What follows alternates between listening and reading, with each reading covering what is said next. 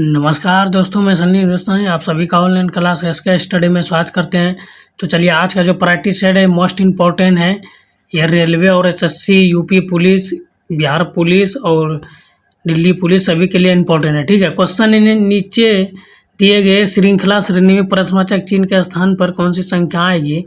तो यहाँ पे प्रश्नवाचक चिन्ह है, इस जगह पे बताना है कौन सी संख्या आएगी। ठीक है, तो 20 है, फिर 20 है, 22 है, 18 है, 25 है, 15 है। ठीक, तो यहाँ पे जब भी संख्या बराबर दे या एक अंक छोड़ के छोटी बड़ी दे तो एक अंक छोड़ के लेना। ठीक है, तो 20 से डायरेक्ट 22 लाए तो +2 हुआ, फिर 22 से 25 आया तो +3 हुआ। ठीक, चलिए फिर 25 से आगे क्या आएगा प्रश्नवाचक के स्थान पे, तो आपको बताना। ठीक है, आप लोग वीडियो रखकर बनाने का प्रयास कीजिए। ठीक है, चलिए ऊपर से देखिए, अब 20 से 18 आया -2 हुआ, और 18 से 15 आया तो -3 आया। ठीक है, तो इससे अगर डबल प्रश्नवाचक चिन्ह रहता तब इससे आगे जाता। ठीक, लेकिन सिंगल है तो 25 में 4 को हम प्लस करेंगे तो कितना आ जाएगा प्रश्नवाचक के स्थान पे 29 आ जाएगा। कैसे आएगा, क्योंकि श्रृंखला है, +2 हुआ, फिर 3 हुआ, फिर आगे क्या होगा आएगा तो आगे 4 आएगा। ठीक है, श्रृंखला में ये नियम है।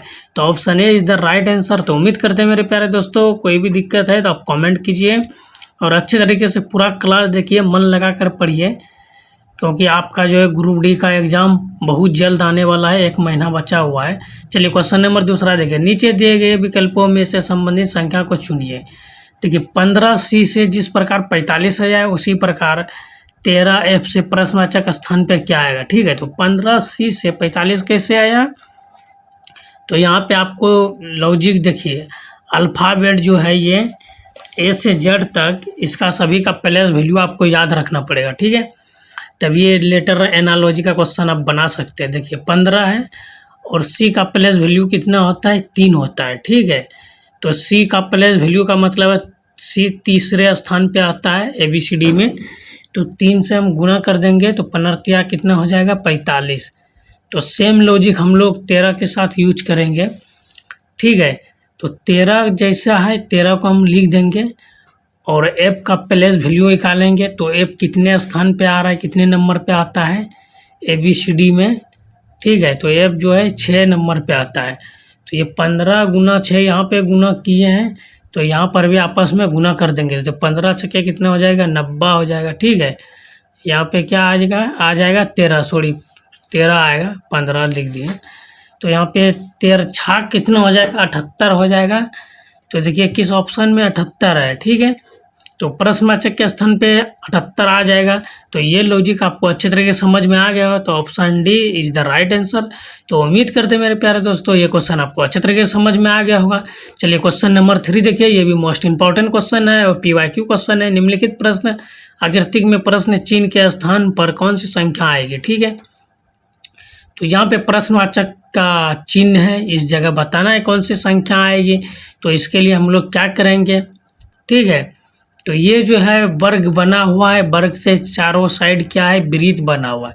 तो वृत्त में चारों 4 वृत्त हैं, एक बीच में वर्ग बना है। तो इस जो प्रश्नवाचक जो स्थान है, इस चारों को हम गुना या भाग कुछ भी करके बीच वाला संख्या प्राप्त करना है। ठीक है, तो जैसे यहाँ पे देखिए पहला जो है 5 है, 6 है, फिर 8 है, 3 है। तो ये चारों को हम क्या करेंगे, जो बीच वाला संख्या 6 प्राप्त हो जाए, उसी प्रकार 10 है, 14 है, 10 है, 4 है, 2 है, 7 है, क्या करेंगे सभी को जो 26 प्राप्त हो जाए संख्या। ठीक है, तो इसमें लॉजिक क्या लग रहा है, सबसे पहले कॉन्सेप्ट आपको अच्छे तरीके से समझिए और लॉजिक भी समझिए। तो चलिए देखिए यहाँ पे, तो 5 से 6 आया। ठीक है, 5 से 6, 6 से फिर 8, 8 से 3। ठीक है, तो ये जो सर्किल वाला क्वेश्चन आप लोग को नंबर एनालॉजी या लेटर एनालॉजी में बताए थे, तो ये सर्किल क्लॉकवाइज चलता है ना। तो देखिए यहाँ पे देखिए 5 से अगर 6 आया, ठीक है, 5 से 6 दोनों को आपस में हम क्या करेंगे गुना कर देंगे।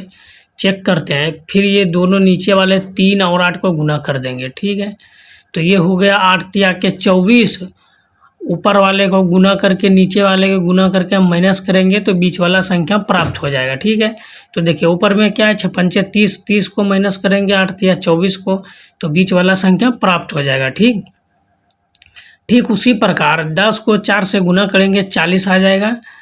और यहाँ नीचे वाला संख्या क्या है, 2 छके 14। ठीक है, 2 सत्ते 14 होगा, सॉरी 2 सत्ते 14। तो 2 को 7 बार पढ़िए, 7 को 2 बार पढ़िए, बात बरोबर है। तो 40 में 14 को माइनस करेंगे, ठीक है, माइनस करिएगा तो कितना आएगा, 26 आएगा। ठीक है, तो ये कॉन्सेप्ट आपको अच्छी तरीके से समझ में आ गया होगा। तो चलिए अगला जो प्रश्नवाचक के स्थान पे क्या आएगा आपको बताना। ठीक है, तो देखिए ये 9 और 7 को गुना कर देंगे, 9 सत्ते कितना हो जाएगा, 63 हो जाएगा। और नीचे वाले संख्या कितना है, 8 और 6 है, तो ये 8 छक 48 हो जाएगा। ठीक है, तो 63 में 48 को हम लोग यहाँ पे सभी संख्या को क्या किए, माइनस किए। तो यहाँ पर भी माइनस करेंगे, 63 में 48 को माइनस करेंगे तो जो भी मेरा संख्या आएगा ये प्रश्नवाचक के स्थान पे वो संख्या रहेगा। ठीक है, तो ये मेरा 15 प्रश्नवाचक के स्थान पे क्या आएगा, 15। तो देखिए 15 किस ऑप्शन में है, तो option B is the right answer. तो उम्मीद करते हैं मेरे प्यारे दोस्तों ये क्वेश्चन आपको अच्छे तरीके से समझ में आ गया होगा। चलिए क्वेश्चन नंबर 4 देखिए, दिए गए विकल्प में उस वेन आरेख का चयन करें जो दिए गए वर्गों के बीच संबंध को दर्शाता है। ठीक है, ये देखिए ये वेन आरेख का क्वेश्चन 1 से 2 क्वेश्चन सभी एग्जाम में पूछा जाता है। ठीक है, तो अच्छे तरीके से समझिए।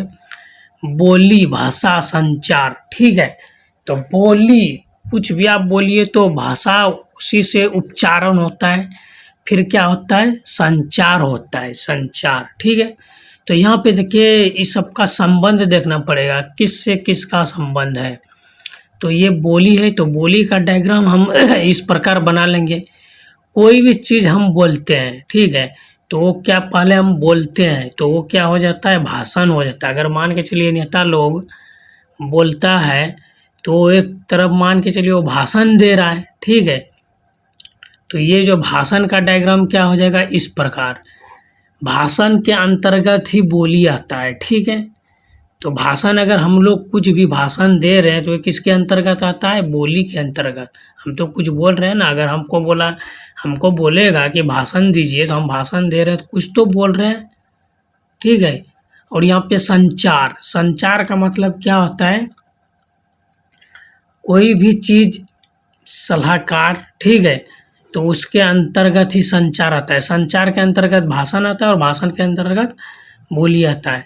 तो ऑप्शन डी सही जवाब। ठीक है, चलिए क्वेश्चन नंबर 5 देखिए, यदि किसी निश्चित भाषा में UTENSIL को 10 लिखा जाता है तो लब को 6 लिखा जाता है, तो उसी सांकेतिक भाषा में कंट्री को कैसे लिखा जाएगा। ठीक है, तो सबसे पहले यहाँ पे देखिए अच्छे तरीके से समझिए, ये कोडिंग डिकोडिंग का क्वेश्चन है और ये मोस्ट इम्पॉर्टेंट क्वेश्चन है। ठीक, तो यहाँ पे देखिए पूछा क्या गया है। ठीक, तो सबसे पहले जितना भी लेटर है सभी को काउंटिंग कीजिए, 1 2 3 4 5 6 7। ठीक, तो 7 लेटर है, तो 7 से हम क्या लिखा है, 10 लिखा है। ठीक, तो 7 में क्या करेंगे आप, 10 प्लस 3 प्लस कर सकते हैं। ठीक है, तो 7 में 3 को आप प्लस कीजिएगा तो 10 हो जाएगा। लेकिन यहाँ पे वॉवेल देखना है, 3 को किसको हम प्लस कर देंगे, तो यहाँ पे UEI ये 3 वॉवेल है। ठीक है, तो ये जो संख्या लेटर दिया है तो लेटर देखना है कितना लेटर है, 7 लेटर है, वॉवेल कितना है, 3 है, दोनों को प्लस कर दिया। ठीक, तो इसमें लेटर कितना है, LOV 4 लेटर है और इसमें वॉवेल कितना है, तो O है और E है। ठीक है, तो ये 2 वॉवेल है। ठीक, तो 4 और 2 कितना हो जाएगा, 6 हो जाएगा। तो 6 किस ऑप्शन में है, देखिए तो 6 ऑप्शन ए में है, तो ऑप्शन ए आपका बिल्कुल सही जवाब हो जाएगा। ठीक, तो यहाँ पे ऑप्शन ए नहीं लगाइएगा क्योंकि हमको कंट्री का पूछा गया है। ठीक है, ऐसा नहीं कि ऑप्शन ए लगा के आप निश्चित हो जाइए फिर आपका गलती हो जाएगा। ठीक, तो यहाँ पे कंट्री में कितना लेटर है, 7 लेटर है, इसमें वॉवेल कितना है, 2 वॉवेल है, 7 और 2 कितना हो जाएगा, 9 हो जाएगा।